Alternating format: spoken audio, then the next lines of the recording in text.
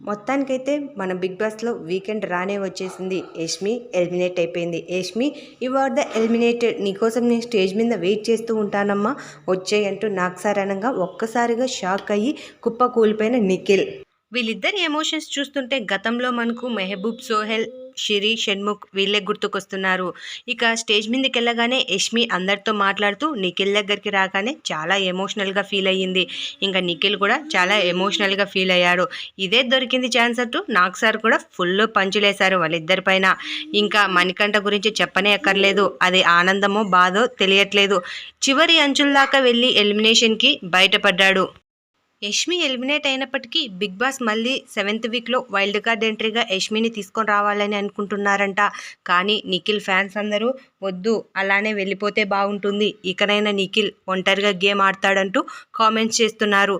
మొత్తానికైతే యష్మి ఎలిమినేట్ అయిపోయింది. యష్మి ఎలిమినేషన్పై మీ అభిప్రాయం ఏంటో కామెంట్ చేయండి. చూసి అలా వెళ్ళిపోకుండా సబ్స్క్రైబ్